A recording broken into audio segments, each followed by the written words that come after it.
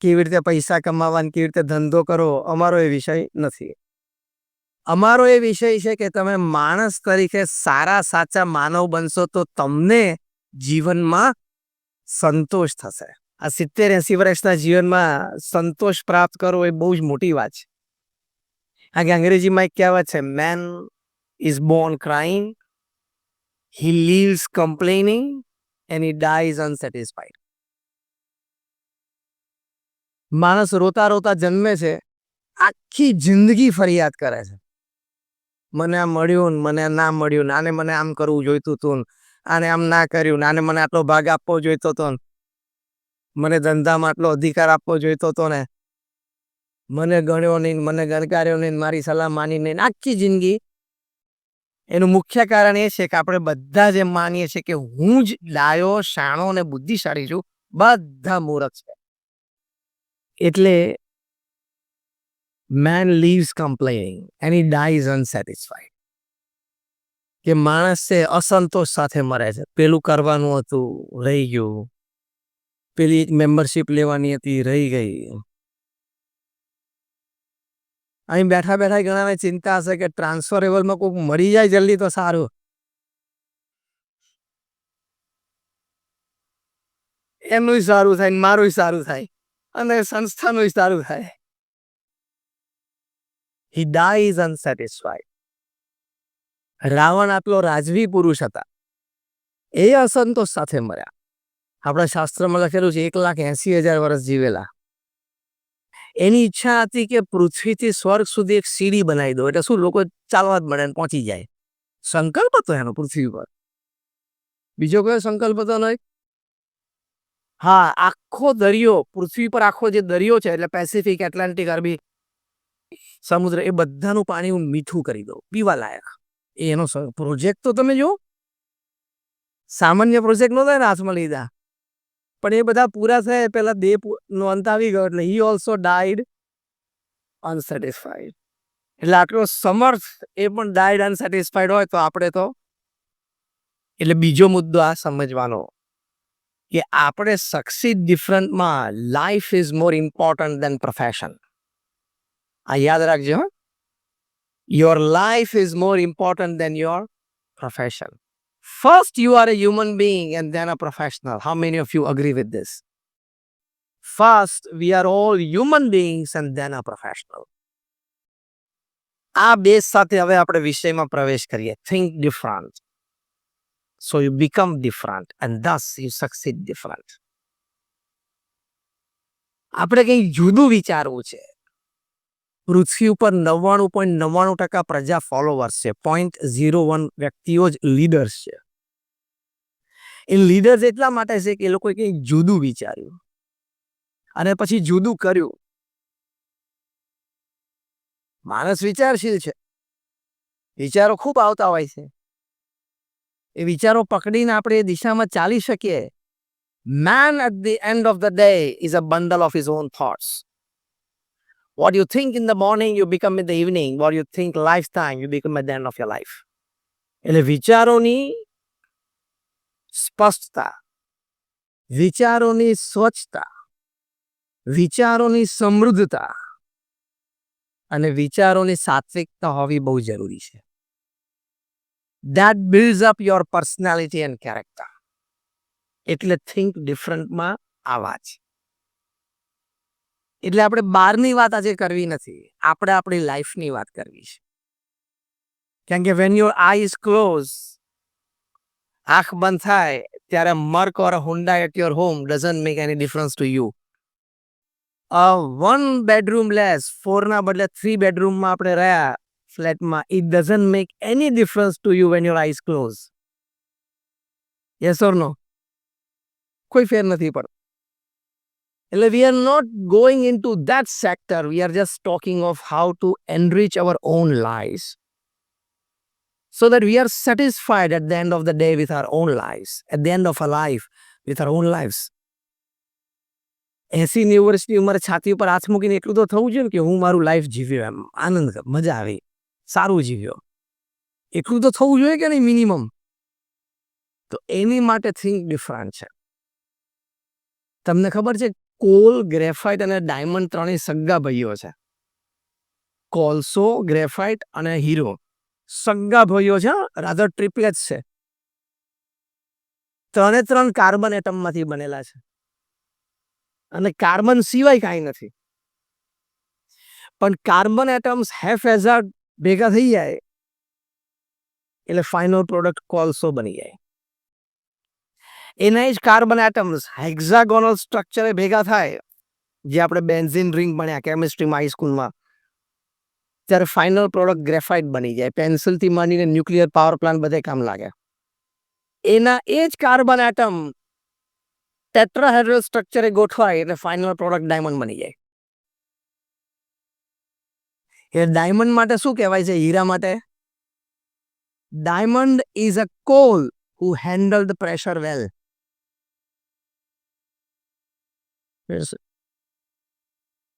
Hero પણ એક કોલસો જ છે, પણ એણે મિલિયન્સ ઓફ યર્સથી પ્રેશર સારી રીતે હેન્ડલ કર્યું, maintain the internal structure, so it's a diamond. એટલે ત્રણેય સગા ભાઈઓ છે, રાધર ત્રણેય ટ્રિપલેટ્સ છે, પણ એ બધાની માર્કેટ પ્રાઇસ અને લોકોના હૃદયમાં ભાવના, એ વેલ્યુ, એટલે કે પ્રાઇસ અને વેલ્યુમાં બહુ મોટો ફેર છે. એક ભાઈના આટલા ટુકડામાં બીજો ભાઈ તો ટ્રક ભરીને આવી જાય. આટલો નાનો કટકો હીરાનો, એમાં બીજો ભાઈ કોલસો ટ્રક ભરીને આવે. તો કિંમતમાં અને વેલ્યુમાં, એટલે પ્રાઇસ અને વેલ્યુમાં કેમ ફેર પડી ગયો? Design of the internal structure. આ એક વાક્ય તમે યાદ રાખજો, આખા પ્રવચનમાં યાદ ના રહેતો. આ વાક્ય લઈને ઘરે જવાનું, design of your internal structure. એટલે કે આપણી લાગણી, ભાવના, વિચારો, એટીટ્યુડ, કેરેક્ટર, એ બધું. બહાર તો અત્યારે બધા પાસે સરખું છે, બુદ્ધિ બધા પાસે છે, ઓછી હોય તો બાકી ઇન્ટરનેટ આપી દેશે, હા કે ના? કનેક્ટિવિટી બધા પાસે છે, કારણ કે સોશિયલ મીડિયા ફ્રી છે, એટલે બધા પાસે કનેક્ટિવિટી. ઇન્ફોર્મેશન બધા પાસે સરખી છે, ઇક્વલ એક્સેસ ટુ ઇન્ફોર્મેશન બધા સિટીઝન્સને છે. જ્યારે બધા પાસે બાહ્ય રીતે બધું સરખું છે, ત્યારે who will progress, who will win the competition, who will grow, who will succeed? તો the person who has a better internal design. હવે અહીંથી આપણે આ થિંક ડિફરન્ટ, કે મારે બહાર તો ઘણું બધું કર્યું, મારે અંદરની ડિઝાઇન એ મારે વધારે સારી અને મજબૂત કરવાની છે. એમાં પહેલો વિચાર એ છે, મારામાં સુધારો જરૂરી અને શક્ય છે. આ વાત કેટલા જણા માનો છો? મારામાં સુધારો જરૂરી અને શક્ય છે. મારી સાથે એક એક શબ્દ બોલજો એટલે વધારે દ્રઢ થશે. મારામાં સુધારો જરૂરી અને શક્ય છે. આખી દુનિયા એમ માને છે કે સુધરવાનું મારા પાર્ટનરે છે, અને મારા મમ્મીએ છે, મારે નહીં. સુધરવાનું મારા હસબન્ડ કે પેલા સ્પાઉસને, ટૂંકમાં સ્પાઉસને છે. ટૂંકમાં ગામે સુધરવાનું છે, મારે તો હું તો બરોબર જ છું. આ વાત અમારા ગુણાતીતાનંદ સ્વામીએ 200 વર્ષ પહેલા મારા આદિગુરુએ લખ્યું છે, કે બધા એમ જ માને છે કે હું કહું એમ જો બધા કરે ને ઘરમાં કે ઓફિસમાં, તો બધા સુખી થાય એમ છે. પણ હવે બધાને એ જ વિચાર છે. પ્રોબ્લેમ ક્યાં છે? C I am talking something very practical. હા, બધાને એમ છે કે જો અમને કહે ને કે સ્વામી ઘરમાં તકલીફ છે, આ છે, તે છે, થોડો ઝઘડો છે, બીજું ત્રીજું, પણ હું કહું એમ જો બધા માની જાય ને એકવાર, બધાને, જો આ શબ્દો બધાના છે, I am talking your words, not mine. Am I right or wrong? ઓફિસમાં અમારે નિર્ણય બાબતે, પ્રોજેક્ટ બાબતે ઘણા મતભેદ છે, પણ એકવાર જો આ લોકો સમજીને મારામાં વિશ્વાસ મૂકીને જો હું કરે ને, પણ હવે આ વાત બધા પાસે છે ને, બધા પાર્ટનર પાસે છે, તો શું કરશું? એટલે start with your self. Stephen કોવીએ મેનેજમેન્ટનું પુસ્તક લખ્યું છે, 7 Habits of Highly Effective People. એ દુનિયાના 3000 સફળ વ્યક્તિઓને મળ્યા, 3000 નિષ્ફળ વ્યક્તિઓને મળ્યા. સફળ એટલે ખાલી બિઝનેસમાં સફળ નહીં, હા. He is successful as a businessman, he is successful as a husband or wife. The person is successful as a neighbour, as a relative, as a friend. બધી રીતે સક્સેસફુલ હોય એવા. Some people are very successful in office and extreme failure back home. ત્યાં ધંધો 50નો 5નો 10 કરોડ પહોંચાડી દીધો હોય, 5નો 50 કરોડ પહોંચે, ઘરે ડિવોર્સ લઈને બેઠો હોય. Some people are extremely successful in office and extreme failures at home. એવાની વાત નથી. 3,000 all-round success people, 3,000 all-round failures. Interviewed them. એની પરથી એમને આ પુસ્તક લખ્યું છે કે જે અતિ સફળ વ્યક્તિઓ હતા એના જીવનમાં 7 આદતો હતી. 7 habits. એમાંની એક હેબિટ આ લખી છે એમણે. First seek to understand and then to be understood.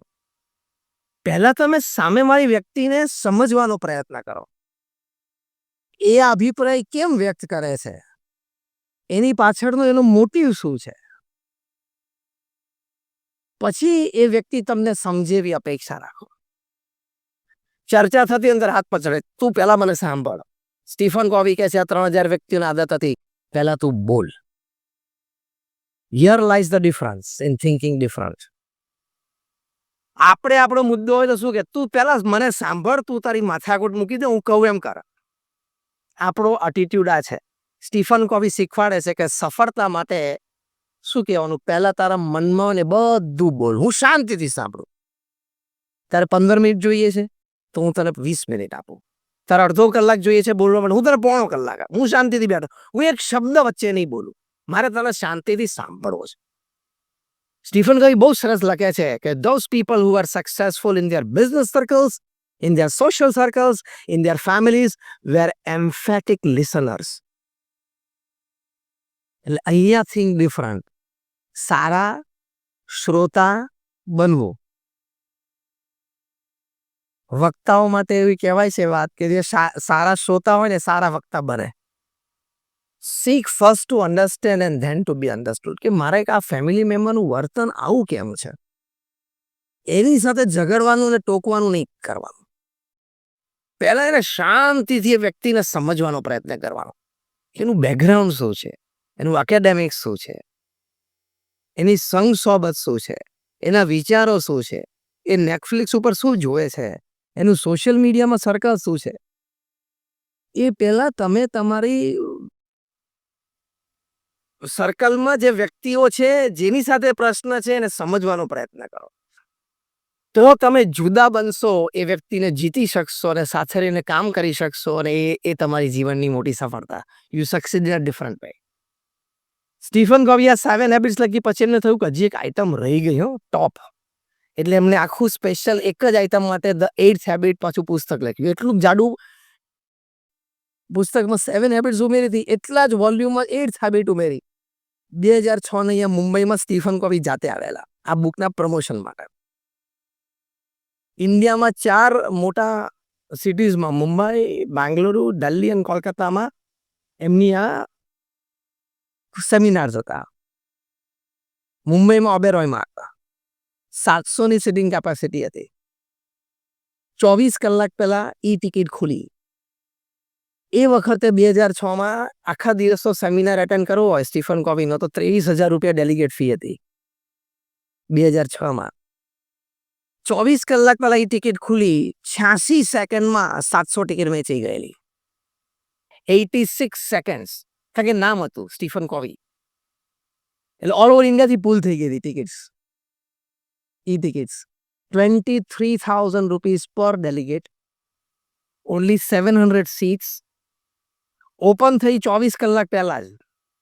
એટલે તમે કલકત્તાથી કે બેંગ્લોરથી ગમે તે ટિકિટ તમે ગ્વાલિયરથી કે ઇન્દોરથી લીધી તો ઇન 24 કલાક પછી તમને ટિકિટ મળી ગઈ એટલે તમારે મુંબઈ ફ્લાઇટ આઉટ થવાનો. You are rich. હવે એમાં એ 6 કલાકના સેમિનારમાં સ્ટીફન કોવી તો 5-6 વખત સ્ટેજ ઉપર ખાલી અપિયર થાય. કોઈક વખત 5 મિનિટ માટે અને મેક્સિમમ 15 મિનિટ માટે. બાકી એમના મેનેજર્સથી, ટ્રેનર્સથી અને વિડીયોઝથી શોઝ ચાલતા હતા. એમાં એક વાક્ય વારે વારે બોલતા હતા. આનું પુસ્તક વિશ્વ પ્રસિદ્ધ છે, ધ 8th હેબિટ. એ વાક્ય વારે વારે બોલતા હતા, જે બીજા દિવસે ડીએનએ ન્યૂઝપેપરમાં આર્ટિકલ રૂપે આવ્યું કે if you not attended yesterday Stephen Covey's seminar, you read this article. અને આર્ટિકલમાં પણ લખેલું કે કદાચ તમે આખો આર્ટિકલ ના વાંચો તો બોક્સ આઇટમ વાંચી લેજો. ન્યૂઝપેપર હોય ને બોક્સ આઇટમ હોય, એમાં એ વાક્ય જે વારે વારે બોલતા હતા, એ વાક્ય વર્ડ ટુ વર્ડ અને લેટર ટુ લેટર લખેલું. એમાં લખેલું, don't expect others to change, first change yourself, others will follow.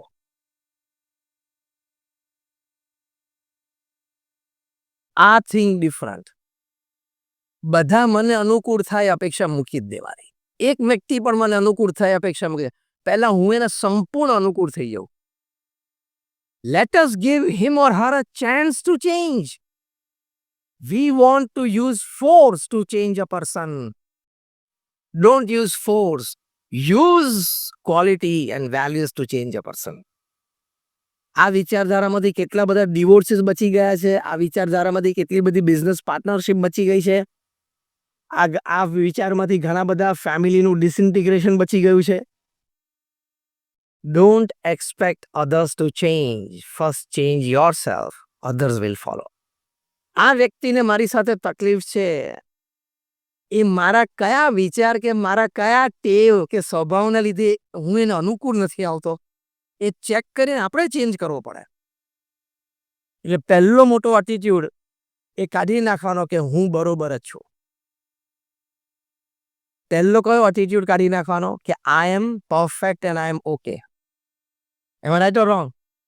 So repeat with me what I say. I am not perfect. મજા આવી આ વાક્યમાં? આમાં ઘણા બધાને ઈગો ડિફ્લેટ કરવો પડશે. સાથે પેરેલલ જ વાક્ય ચાલે. I am imperfect. બસ આટલું તમે તમારા સ્પાઉસ સાથેના રિલેશનમાં મગજમાં રાખજો. તમારા બિઝનેસ પાર્ટનર સાથેના રિલેશનમાં મગજમાં રાખજો. કોઈ પણ વર્કિંગ કલીગ સાથે રાખજો. અમારા ગુરુ મહંત સ્વામી મહારાજ છે, જર્મની ગયેલા 1986માં, જ્યારે અમે ગાંધીનગરનું અક્ષરધામ બનાવી રહેલા ત્યારે. એટલે પ્રમુખ સ્વામી મહારાજની આજ્ઞાથી મહંત સ્વામી મહારાજને અમારા સંતો દુનિયાના ઘણા બધા દેશોમાં મ્યુઝિયમના ક્યુરેટર્સ એને મળવા માટે ગયેલા, ટુ લર્ન ફ્રોમ ધેમ કે આપણે આપણી વસ્તુ કેવી રીતે સારી રીતે પ્રેઝન્ટ કરી શકીએ, પ્રેઝન્ટિંગ ટેકનિક્સ જોવા માટે. તેમ કરતાં કરતાં જર્મની પહોંચીને ત્યાં સ્ટટગાર્ટ ગયેલા. સ્ટટગાર્ટમાં મર્સિડીઝ બેન્ઝની ફેક્ટરી છે, મધર ફેક્ટરી. ત્યાં વિઝિટ કરી. તો એક ગાઈડ છે, એ અમને અમારા સંતોની ટીમને ગાઈડ કરતા હતા. એમાં નવી નવી ટેકનોલોજી બતાવે અને વારે વારે એમ કે આ વસ્તુ અમે બનાવીએ છીએ એ હ્યુમન પ્રોટેક્શન માટે છે બેઝિકલી. અમે એમને બતાવ્યું કે એક્સિડન્ટ થાય તો સ્ટીયરિંગ અને ડ્રાઈવરની છાતીની વચ્ચે કુશન આવી જાય, જે હવે તો બધી ગાડીઓમાં છે, પણ 1986માં મર્સિડીઝે ઇન્ટ્રોડ્યુસ કર્યું તો બહુ નવી વાત હતી. એટલે કે એરબેગ. એટલે કે આ કુશનના લીધે પેલું સ્ટીયરિંગ છે ડ્રાઈવરને છાતીમાં વાગે નહીં તો નોર્મલી લંગ્સ તૂટી જાય, પાંસળી તૂટી જાય, માણસ મરી જાય. એટલે કે હ્યુમન પ્રોટેક્શન અમારી માટે બહુ ઇમ્પોર્ટન્ટ છે. Safety is important. તો બધા બહુ ઇમ્પ્રેસ થઈ ગયા અને એને ટેકનિક કરી બતાવી. ત્યાં એ લોકો ઝડપથી એ ઊભું કરે આર્ટિફિશિયલ બેંગ, અને એ રીતે ઊભું કરે ને પછી બલૂન સ્પ્રાઉટ આઉટ થાય, એરબેગ એ દેખાડાય. એટલે ડમી એક્સપેરિમેન્ટ કરીને દેખાડ્યું એટલે બધા બહુ ઇમ્પ્રેસ થયા. એટલે અમારે એક સંતે પ્રશ્ન પૂછ્યો ગાઈડને કે actually who creates the accident, the car or the driver? Accident કોણ કરે છે, ડ્રાઈવર કે કાર? એટલે પહેલા કીધું કે ઓફકોર્સ ડ્રાઈવર જ કરે છે. એટલે અમારા સંતે કીધું કે આ ટેકનોલોજી તમે ઇમ્પ્રૂવ કરો છો, બહુ સારી વાત છે. ટેકનોલોજી તો દિવસે દિવસે ઇમ્પ્રૂવ થવી જ જોઈએ, પણ સાથે માણસ પણ ઇમ્પ્રૂવ થવો જોઈએ. પછી અમારા સંતો કીધું કે you improve the technology, we improve people. એટલે ગમે તેટલી, my point number 2 in thinking different is, ગમે તેટલી સારી ટેકનોલોજી માણસના હાથમાં આવશે, પણ ત્યાં સુધી માણસ સુધરેલો નહીં હોય ને ત્યાં સુધી ટેકનોલોજીનો ખોટો ઉપયોગ થશે જ. એઆઈનો થવા માંડ્યો હોય, ખબર પડી જાય, પણ એક વખત કલાક 2-4 કલાક માટે તો એ ધમાલ મચાવી જ દે. પછી 4-5 કલાકે બધી ક્લેરિટી ફરવા માંડે. સોશિયલ મીડિયામાં ગવર્મેન્ટ તરફથી વોટેવર. પણ ડીપ ફેક જો એટલે ટેકનોલોજી સારામાં સારી વસ્તુ છે, પણ માણસની બુદ્ધિમાં સંસ્કાર નહીં હોય ને તો ટેકનોલોજીનો દુરુપયોગ થશે જ. અત્યારે આપણે ડર એ જ છે કે ન્યુક્લિયર વેપન્સ અથવા તો ડર્ટી વેપન્સ ટેરરિસ્ટના હાથમાં ક્યાંય ન આવી જાય. બહુ જ મોટું જોખમ છે આ. એટલે થિંક ડિફરન્ટમાં આપણે આ વાત છે કે I need a change, I can change positively and I can change for the betterment of my own life. એટલે આપણે પહેલો મુદ્દો શું સમજતા હતા? મારામાં સુધારો જરૂરી છે અને શક્ય છે. હવે સુધારાથી કેટલો ફેર પડે છે? એક બહુ સરસ પુસ્તક મેં કોરોના ટાઈમ્સમાં વાંચ્યું, એવરી મેન્સ મિશન. એક લેડી ઓથર છે, રેબેકા બિયર્ડ, એને લખ્યું છે. એ પોતે સાયકાટ્રિસ્ટ છે. એ પોતે એ લેડી સોશિયલ કાઉન્સેલિંગ કરે છે. એમણે પોતાના જ અનુભવ એક લખ્યો છે આ પુસ્તકમાં કે કોઈ 45-50 વર્ષની એક લેડી મારી પાસે કાઉન્સેલિંગમાં આવી. રેબેકા બિયર્ડ લખે છે કે after my talk, after the seminar, the lady from the audience, she approached me and she said કે I want to meet you personally. એટલે રેબેકા બિયર્ડે કીધું કાલે સવારે તમે 10 વાગે ઓફિસમાં આવો. અપોઇન્ટમેન્ટ આપી દે. બીજે 10 વાગે આ લેડી અમને મળવા માટે ગયા. આ લેડીએ રેબેકા બિયર્ડને કહ્યું કે મને છે ને ઘર કરતાં ઓફિસમાં વધારે મજા આવે છે. એટલે અમને પૂછ્યું કેમ? એટલે બધી એમણે વાત કરી કે ઘરે મને મારું કન્સિડરેશન બરોબર નથી. હું ઘરમાં મેઇન બ્રેડ વિનર છું, તો મને જોઈએ એવું રિસ્પેક્ટ નથી મળતું. મારો એટીટ્યુડ અમુક સચવાતો નથી. બધા મને બધાની સાથે જેવા જ ગણે છે. ઓફિસમાં હું સીઈઓ છું એટલે કમાન્ડિંગ પોઝિશનમાં છું. હું કહું એ થાય. મને લોકો રિસ્પેક્ટ આપે, સામેથી ગુડ મોર્નિંગ કે. એટલે ઘર કરતાં ઓફિસમાં વધારે મજા આવે છે. ઘણાને આવું હોય છે. એના જુદા જુદા કારણો હોય, પણ ઘર કરતાં ઓફિસમાં વધારે મજા આવે. અને વાઇસે વર્સા હોય છે. આપણે ઘરેથી સવારે 9 વાગે નીકળીએ એટલે પાછળ ઘરે બધા બહુ રાજી થાય. કાંઈ 6 વાગ્યા સુધી ચિંતા નહીં આવે. 9 વાગે ઘરેથી નીકળે એટલે ઘરમાં બધા રાજી કે હવે સાંજે 6 વાગ્યા સુધી એક્ઝેક્ટ શબ્દ બોલો, શાંતિ. પછી એ તો સારો શબ્દ એટલે શું કે 6 વાગ્યા સુધી માથાકૂટ. અચ્છા, ખબર છે એક્ઝેક્ટ. હા, જસ્ટ અ લાઇટર મોમેન્ટ છે. આ તો આનંદ માટેની વાત છે. પછી રેબેકા બિયર્ડે બહુ એમની સાથે ડિટેલમાં ચર્ચા કરી અને પછી ખબર પડી કે આ વ્યક્તિને ઘરના ફેમિલી મેમ્બર્સ પાસેથી અપેક્ષા ઘણી બધી છે. કે હું મેઇન બ્રેડ વિનર છું, તો ઘરમાં હું જોઉં ત્યારે મને રિસ્પેક્ટફુલી બધાએ સ્માઇલ આપવી જોઈએ. હું ઓપિનિયન આપું એ કન્સિડર કરવું જોઈએ. ફોર એક્ઝામ્પલ કે સમરમાં આપણે ક્યાં જવું છે ટૂરમાં, તો હું જે સજેસ્ટ કરું સ્થાને બધાએ સ્વીકારવું જોઈએ. આવી અંદર અંદર ઈચ્છા રહે છે. બહુ જ સરસ સલાહ એમણે આપી. પુસ્તકનું નામ જ સરસ છે, એવરી મેન્સ મિશન. બધાનું આ મિશન તો છે જ. શું એમને સલાહ આપી કે પહેલા તમે ભૂલી જાઓ કે you are the principal happiness giver in the house. તમે પ્રિન્સિપલ બ્રેડ વિનર છો, પણ પ્રિન્સિપલ હેપીનેસ ગિવર નથી. કેમ? તમારા ઘરમાં એક નાનું 1.5 વર્ષનું નાનું બાળક, એની ઇનોસન્ટ સ્માઇલમાં પણ ઘરમાં હેપીનેસ ફેલાવવાની તમારા પૈસા જેટલી જ તાકાત છે. એટલે you may be a principal breadwinner of your house. You are not the principal happiness maker of your house. એટલે તમારો ઈગો ઓછો થઈ જાય. ખ્યાલ આવે what I'm talking? આ વાત કરી એમને કહ્યું કે તમે અપેક્ષા મૂકી દો. તમે ફેમિલી એટલે કે તમારા ઘરની અંદર એન્ટર થાવ છો એટલે બધા ઇક્વલ છે.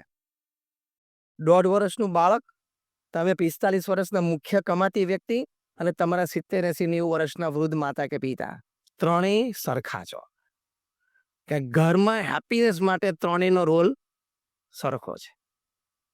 એટલે આ લેડીને એમ થયું કે ઇટ્સ રાઈટ. એટલે આ લેડી જે કાઉન્સેલિંગ માટે ગયા તેને પોતાનો એટીટ્યુડ ચેન્જ કર્યો. She tried to adjust herself more in the family. After 6 months, she came back to the author and said, "This is a perfect advice. Now I love my family and home more than my office." તો change ક્યાં કરવાનો આવ્યો? પોતાનામાં change. એટલે આજે રાત્રે આજે lesson આપું છું. અમે રજા જ છે આજે. બીજું કંઈ કામ છે નહીં. અને આપણે અત્યારે ક્લાસ ચાલે છે. એટલે હું અત્યારે ટીચિંગના રોલમાં છું ને તમે સ્ટુડન્ટના રોલમાં છો. એટલે હું એક હોમવર્ક આપું છું તમને.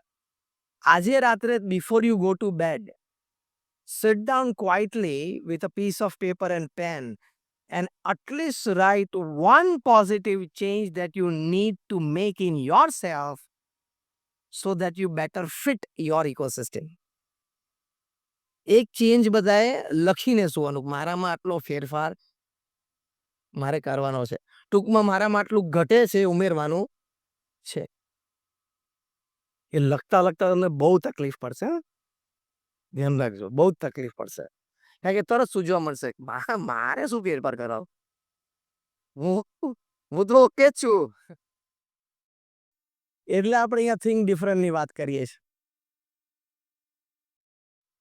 એટલે દેટ ઇઝ થિંક ડિફરન્ટ. અને when you think different, you become a different person. Your lady, she became a different person. She started enjoying her family. Became a different person. બોલિવૂડના એક બહુ જ સારા ડિરેક્ટર છે અરવિંદ બબ્બલ. ઘણી બધી સિરિયલ્સ અને OTT platforms ઉપર એ ઘણું બધું એમનું આવે છે. ફિલ્મ્સ પણ ડાયરેક્ટ કરી છે. 2016માં અમારા બીએપીએસના સંતો એમને મળ્યા અને અમારે એક વ્યસન મુક્તિ ઉપર ફિલ્મ બનાવી હતી. 2016માં સુરતમાં પ્રમુખ સ્વામી મહારાજનો 10 દિવસનો જન્મજયંતિ મહોત્સવ હતો. એ નિમિત્તે એક પેવેલિયન અમારે part of the whole festival ground એક પેવેલિયનમાં વ્યસન મુક્તિની ફિલ્મ બનાવી હતી, જેથી લોકોને જોઈને પ્રેરણા મળે અને વ્યસન છોડે. એ ફિલ્મ અમારી ઈચ્છા હતી કે અરવિંદ બબ્બલ ડિરેક્ટ કરે. કેરેક્ટર પણ એ બધા શોધી લે, એક્ટર્સ. એટલે અમારા સંતો એમને એપ્રોચ કર્યો. સંતો સાથે વાર્તાલાપ દરમિયાન પણ સિગરેટ તો ચાલુ જ હતી એમની, કારણ કે he was a chain smoker. એમના જ કહેવા પ્રમાણે, એમના જ શબ્દોમાં, એ રોજની 70 થી 80 સિગરેટ પીવે. રોજની. ચેઇન એટલે લિટરલી ચેઇન સ્મોકર, કે નવી સિગરેટ માટે એટલે મેચ બોક્સ સવારે એક જ વાર વાપરવાનો, ખબર પડી? પછી એક જ સિગરેટમાંથી બીજી સિગરેટ ચાલુ થઈ જાય. એને રિયલ ચેઇન સ્મોકર કહેવાય. Literally to the meaning of the word. એમનો એક પ્રસંગ અરવિંદ બબ્બલનો, એ ત્યાં પોલેન્ડમાં એમને એક શૂટિંગ હતું. એટલે મુંબઈથી એ નીકળ્યા. એટલે એના સેક્રેટરીને પૂછ્યું કે આપણે શું છે, એટલે કેટલા વાગે નીકળવાનું છે ને શું ફ્લાઇટ અરેન્જમેન્ટ છે. એટલે કીધું કે આપણે નોન સ્ટોપ ફ્લાઇટ છે. તો કે હાઉ મેની આવર્સ? તો કે 8 hours. તો કે 8 કલાકની મૂરખ છું, ગાંડો છે એમ કરીને ગુસ્સે થઈ ગયા સેક્રેટરી ઉપર. બધી ટિકિટો કેન્સલ કરના. હવે એનું ને એના કર્યુંની બધી. દર 2-2.5 કલાકે એરપોર્ટ આવવું જ જોઈએ. સ્મોકિંગ રૂમ તો જ મળે ને. હવે 2 કલાક એને સિગરેટ વગર રહેવું એટલે મગજ કેનું ગાંડું થઈ જાય. એટલે બધી હોપ કરાવડાવી. મુંબઈ ટુ કરાચી, કરાચી ટુ કાબુલ, આગળ ત્યાંથી મોસ્કો, મોસ્કોથી લેનિનગ્રેડ, લેનિનગ્રેડથી ત્યાં પોલેન્ડ, વોર્સો, બધી ચેન્જ કરાવડાવી. એટલે 3 કે 4 જમ્પે ત્યાં પહોંચ્યા. એ ચેન્જ કરીને બધી ટિકિટ્સ, ત્યારે એને કમ્ફર્ટ આવ્યું. ખાલી એક જ કાર્યક્રમ માટે, સો નીચે જઈને સ્મોકિંગ રૂમમાં જઈને સિગરેટ પીવાની. વળતા ટિકિટ્સ ચેન્જ કરવાનો પ્રયત્ન કર્યો, પણ બધું ફૂલ જતું હતું. એટલે શક્ય જ નહોતું કે એને મળે. એક જ બ્રેક મળતો હતો, હોપ મળતું હતું. એ વોર્સો એટલે પોલેન્ડથી મોસ્કો અને મોસ્કોથી સીધા બોમ્બે. એટલે મોસ્કો એરપોર્ટ ઉપર ઉતર્યા. હવે મોસ્કોમાં 3-4 એરપોર્ટ છે. એટલે એક એરપોર્ટ એવું હતું કે ત્યાં ખબર નહીં શું વ્યવસ્થા, પણ એને સ્મોકિંગ રૂમ ન મળી. એટલે એના સેક્રેટરીને પૂછ્યું કે તું નેટ ઉપર ચેક કર કે આ એરપોર્ટ ઉપર આપણે સિગરેટ પીએ તો ફાઇન કેટલી થાય. એટલે એને રૂબલ્સમાં ચેક કર્યું. એટલે ખબર પડી કે લગભગ 1.25 લાખ જેટલી થાય. સિગરેટ બિંદાસ પી લીધી. સીસીટીવી કેમેરામાં આવી ગયા. એટલે ઓફિશિયલ્સ આવી, યુ કાન્ટ સ્મોક હિયર. તો કે ફાઇન આપી દે. સિગરેટ પૂરી કરી લીધી. આવા માણસ, એની પાસે અમારે વ્યસન મુક્તિની ફિલ્મ બનાવવાની.